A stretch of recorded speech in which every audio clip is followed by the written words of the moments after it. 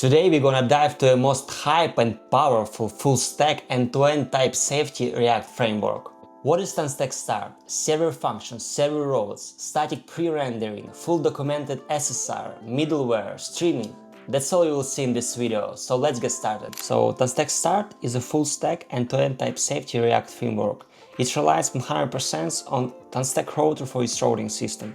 It provides full documented SSR, streaming, server roles, server functions and more. Personally, I'm a big fan of TanStack ecosystem, and when I have a chance, I always use their products, especially TanStack Query, TanStack Router or even TanStack Form. These guys make really great and clear development experience. So as I said, TanStack Start is built on top of the TanStack Router, so all of the features of TanStack Router are available here. That means you can configure routes either with file-based routing approach, that's what we can see here, in the main routes directory, or you can configure it with virtual file routes or with code-based routing approach.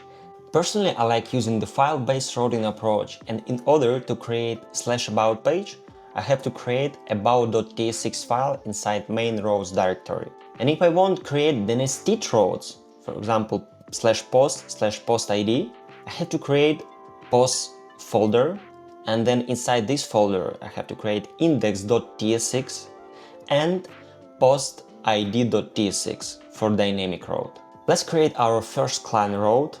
I'm gonna create post/index, which means I create post folder, and inside this post folder index.tsx file.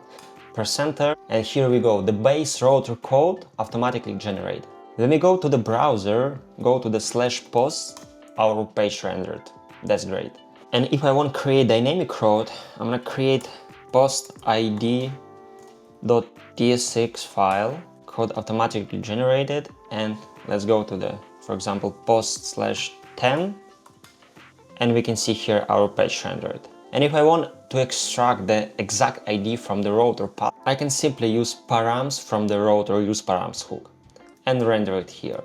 And when we go to our page, we can see hello/post/10. If I change the ID here, it's gonna be changed as well. And in order you wanna navigate to the dynamic route through the link, you can import the link from the TanStack router and indicate here the exact router path, in our case post/id, and in params we can say the id post id.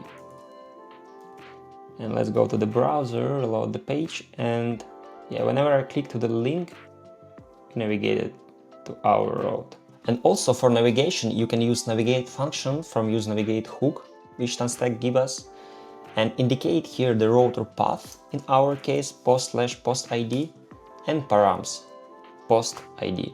And as you can see, here's everything is type safety. And if I want to use search params in my page, I will use validate search and declare zot object with all fields I want to use to, then extract the search from use search hook, which TanStack give us, and then I just say that I want to navigate to the current page and increase our page by 1, which by the way also type safety. Let's talk about the server functions, which let you define the server-only logic that can be invoked from anywhere in your application. Loaders, hooks, components, or other server functions.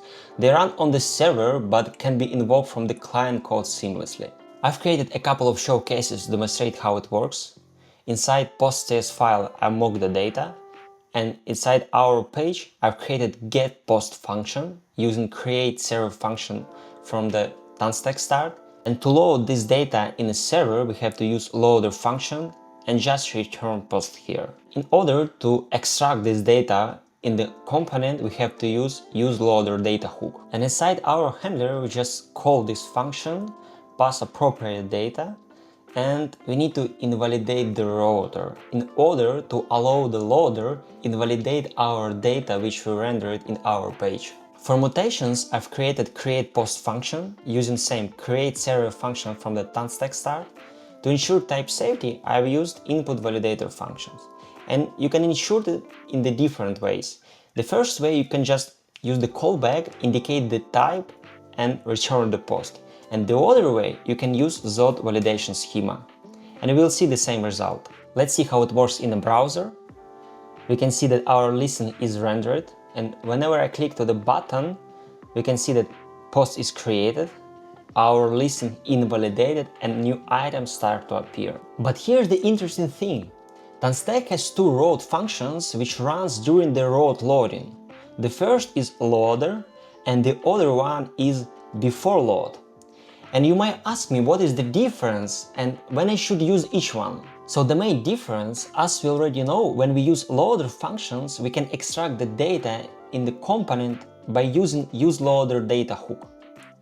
But when we use before load function, we can extract the data only using the useRouter context hook. Also, when you use loader functions, it sets the data only for the current road, in our case /post.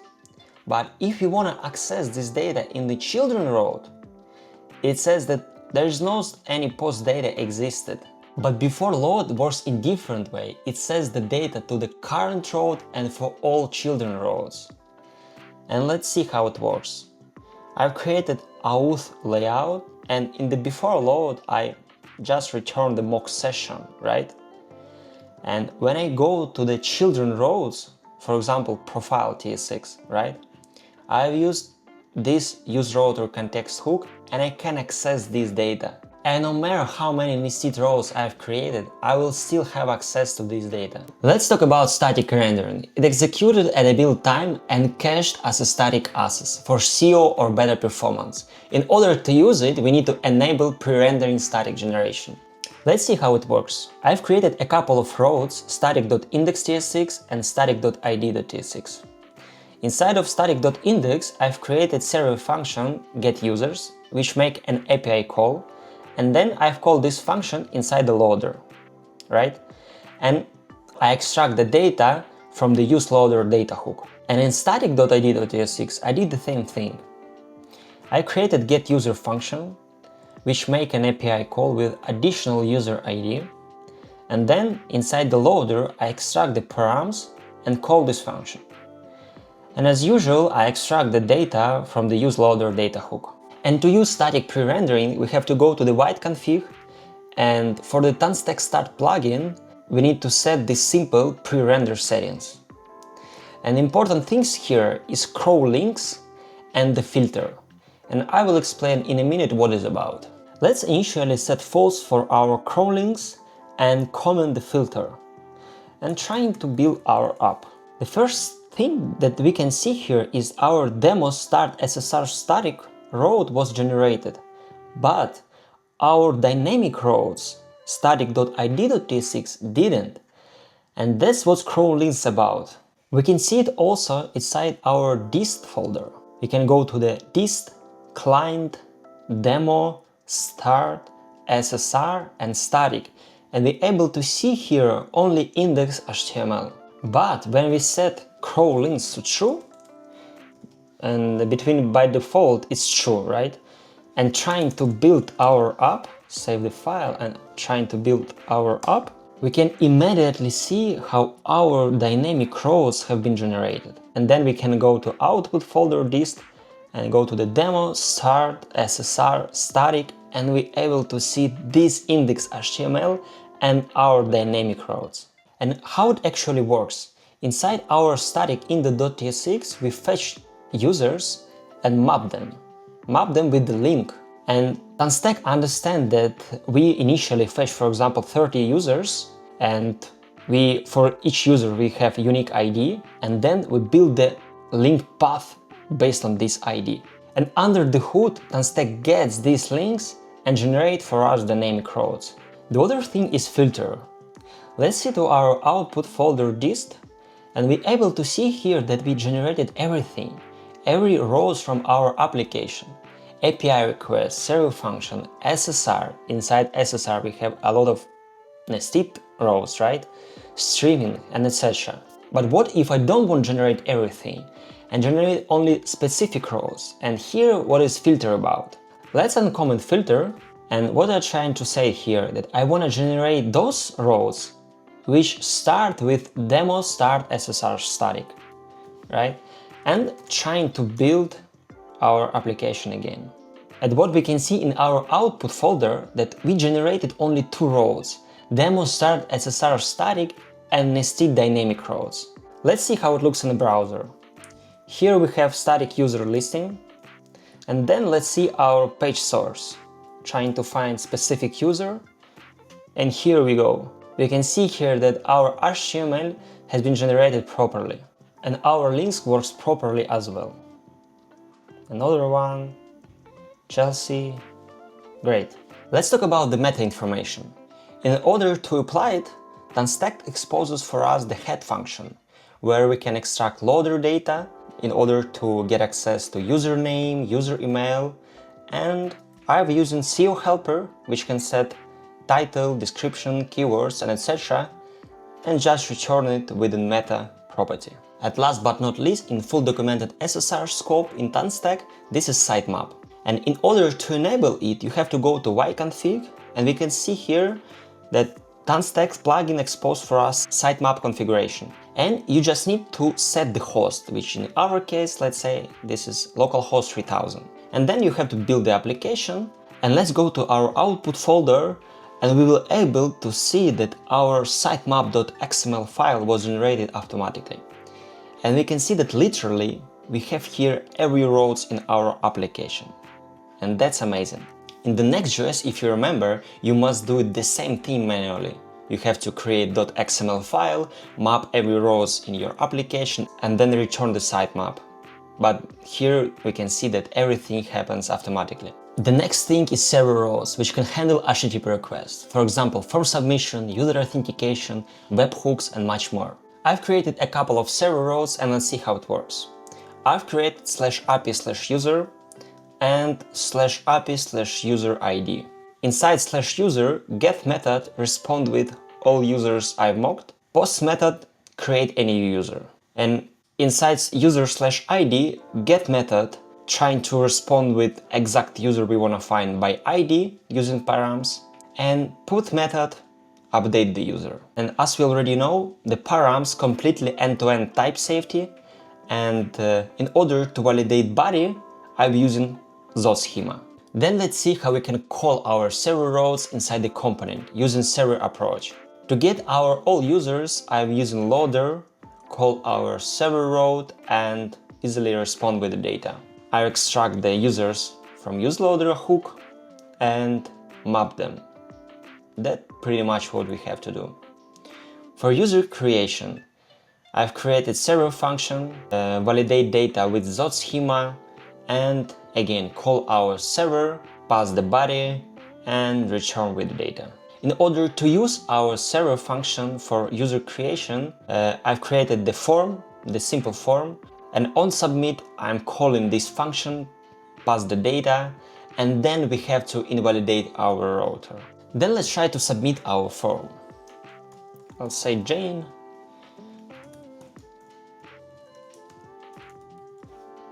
and press the button, and we can see that our form has been resetted, user has been created, and listing has been invalidated as well, right? And let's navigate to our user.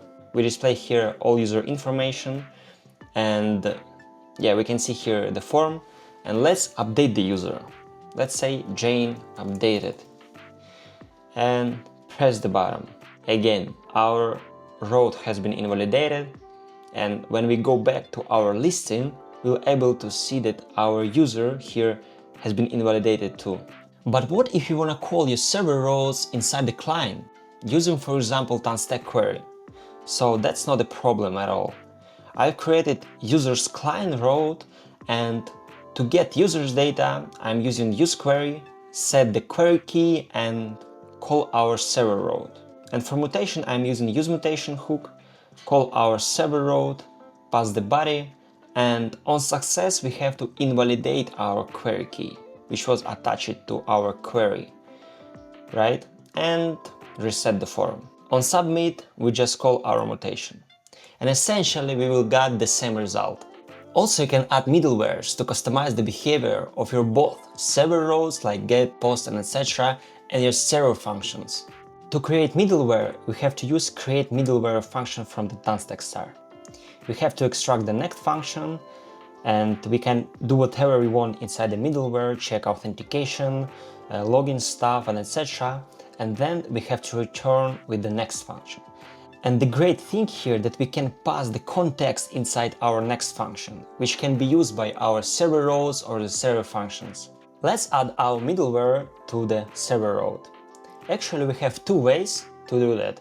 The first way, set our middleware globally for entire API/user/ID road, right? In order to do that, we have to say inside the server middleware and pass our middleware function. And that's pretty much what we have to do. And it essentially means that all our methods under this road, get, put, post, delete, and etc., will use this middleware. The second option to use middleware is to set it for some specific road methods. And we can do it by using create handlers function, which we can extract here. For example, for only get request, I want to use authentication check. And I can pass middleware right here. And if we get back to our context thing here that we passed recently, and let's say we want to extract this session inside our handlers. Let's say, for example, we want to get access to email, permissions, and etc., right? So what we have to do is we can extract context in the callback, and then we can say context.session.email. And again, everything completely type safety, and that's great.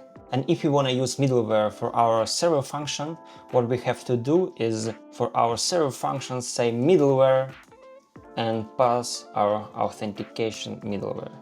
And that's pretty much what we have to do. And again, if you want to use the context, we can extract from the callback. Let's remove our middleware for a while and let's try and access John Smith road. And as we can see, the server responds with the data, right? But if we go back and bring back our authentication middleware and try and access it again, our server says request failed with status code 500. We have reached the final stage, and that's streaming. And luckily it's pretty easy to do in TanStack Start, and we have two most popular ways to stream data from the server, which are readable streams or async generators. Let's see what we have here. And the first is readable stream server function. As usual, we use create server function from the TanStack Start. We generate messages and create stream response, right? And while we go through each message, we send each message in a churn, right? Within controller and queue. And at the end, we have to close the controller and restore the stream. And let's see how we can use it. We created handler function, and inside this handler, we create streamable response using our server function. And then we extract the reader, and while it's not done, we update our state. Yeah, and that's pretty much what we have to do. And yeah, it looks a bit messy, but we have another options which allow us to use less code, much less code, and achieve the same result. And it's async generators.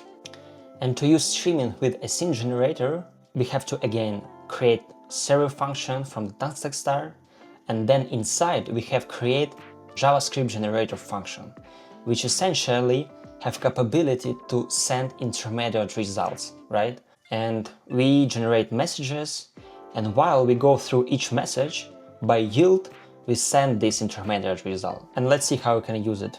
We create a handler, reset our state, and while async generator function send us something, we extract the chunk and update our state. Yeah, and it looks much more cleaner than previous solution. And let's see how it works in the browser. Let's call readable stream, and we see how our UI updating. Yeah, that's great. And let's call async generator function. And we essentially got the same result. Yeah, and that's pretty much what I want to share with you guys for today. Thanks for watching this video. You can find GitHub link down below in the descriptions, and see you in the next one.